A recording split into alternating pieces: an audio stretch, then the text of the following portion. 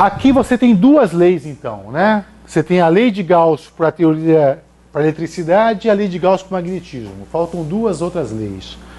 A próxima lei que eu quero discutir com você é a chamada lei de Faraday. Eu vou colocar essa equação aqui, tá? Para ocupar aquele espaço ali. De novo, imagina de novo que você tem aqui linhas de campo magnético. Então, imagina agora que eu tenho uma superfície aberta, tá? Eu vou desenhar uma superfície aberta assim, olha.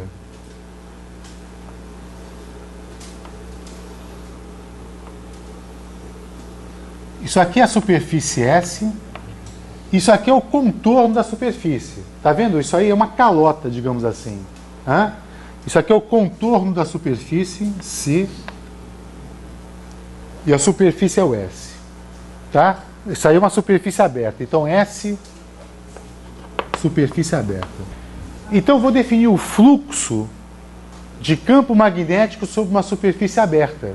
Agora, este fluxo, φB, ele vai ser uma integral de superfície de B escalar ds. Repara que ele diferencia desse cara aqui, que aqui é uma superfície fechada, não por causa dessa notação. Ali não, uma superfície aberta.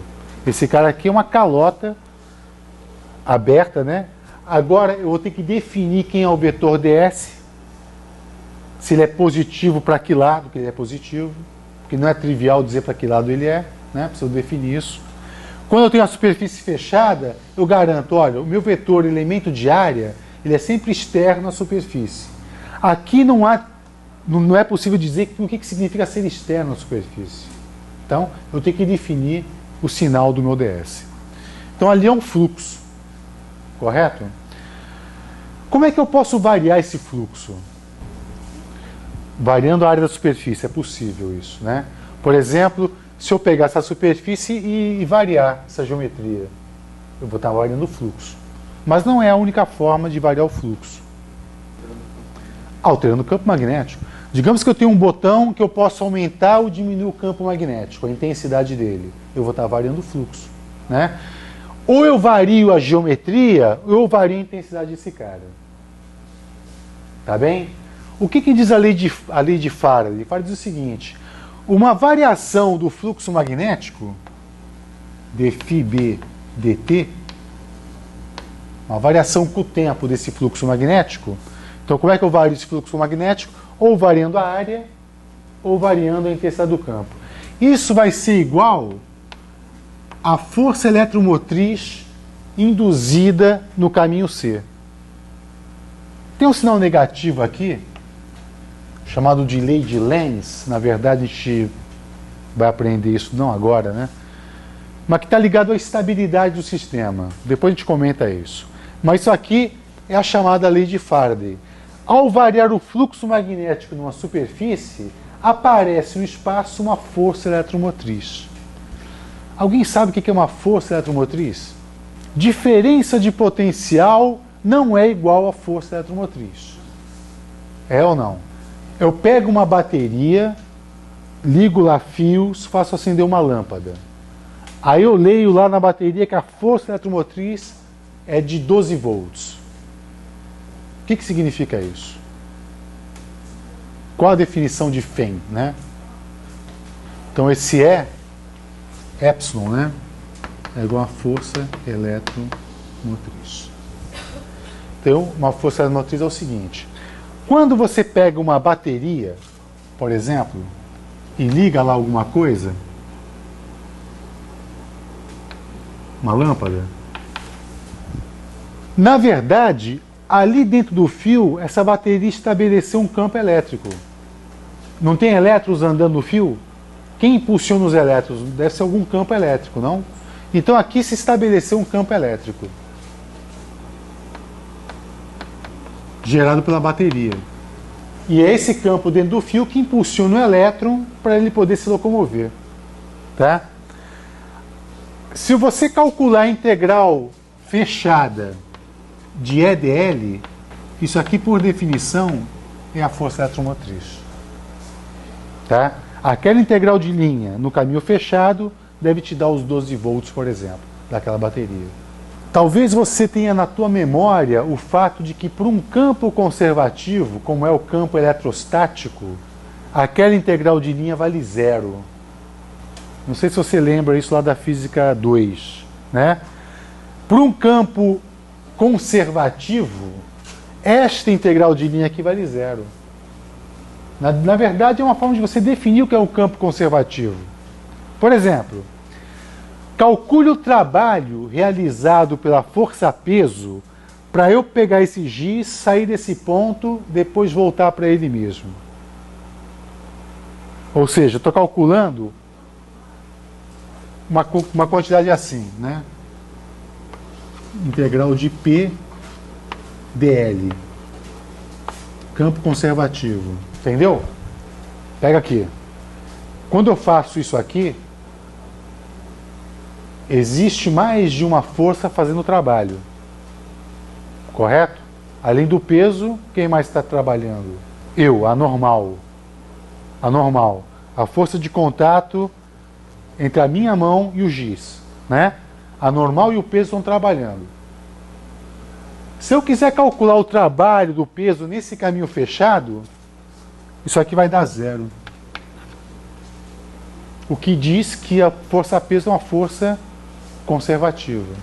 Neste caso em particular, quando eu estou falando de lei de Faraday, se eu faço variar o fluxo magnético, vai aparecer um campo elétrico aqui nesse contorno. E a integral desse campo elétrico não é zero. Ela é igual à força eletromotriz induzida. É o princípio dos motores, né? Então, é curioso isso. Então, vou fazer um exemplo para você. Eu vou pegar um ímã, vou pegar aqui uma espira metálica, um fio de cobre, por exemplo. Vou pegar um ímã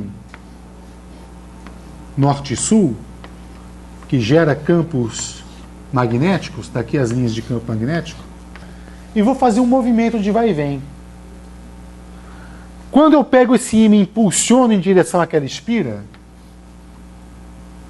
com uma certa velocidade, por exemplo, concorda que o fluxo magnético está variando? Tá, não é? Repare que as linhas de campo se tornam cada vez mais intensas conforme eu aproximo o ímã. Então eu tenho uma superfície, que naquele caso está estática, não tá mudando, né? E a intensidade do campo está mudando em cada ponto da minha superfície. Então esse cara está mudando. O que isso vai acontecer? Vai surgir uma corrente elétrica aqui dentro dessa espira. Ué, mas para ter corrente elétrica tem que ter alguém impulsionando os elétrons, não? Então estabelece-se uma corrente devido a um campo elétrico dentro daquele fio. Não só dentro do fio, mas o campo elétrico está surgindo em todo o espaço. Tira a espira agora. Tira a espira. Faça uma visualização do espaço. Eu posso desenhar vários contornos imaginários, não posso? Várias superfícies imaginárias. Em cada uma dessas superfícies, o fluxo está variando. E, portanto, vai surgir campo elétrico ali. Cuidado, a ideia que eu quero te passar é: o campo elétrico não está surgindo apenas na espira, mas está surgindo em todo o espaço. Se eu tivesse uma espira maior do que essa, também haveria uma corrente elétrica por ali. Então, é como se aqui eu tivesse campo elétrico fazendo isso aqui, ó. Eu ainda posso fazer uma outra imagem. Isso aqui eu estou tentando fazer uma imagem tridimensional. Então eu vou pegar agora a espira e colocar no plano do quadro, tá? Eu vou pegar várias espiras.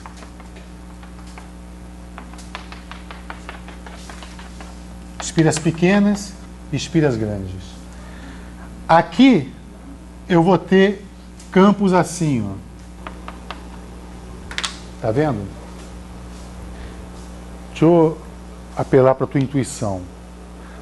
O que você acha que aconteceria se nós invertêssemos o movimento do ímã? Se ao invés de aproximar da espira, estivesse afastando dele? Contrário. O que é contrário? O sentido do campo. Eu inverteria o sentido do campo. Tá? Então, se eu aproximo, eu gero linhas de campo nesse formato, se eu afasto, eu inverto o sentido. Isso é uma lei nova. Por que é uma lei nova? Faraday descobre que não apenas cargas elétricas geram campos elétricos, mas também variação de fluxo magnético também gera campo elétrico. Só que são campos distintos. Enquanto as cargas geram um campo tipo campo conservativo, o campo elétrico gerado pela lei de Faraday é não conservativo. Como é que eu sei que é não conservativo? A integral de linha desse campo não é zero. É igual a φ induzida.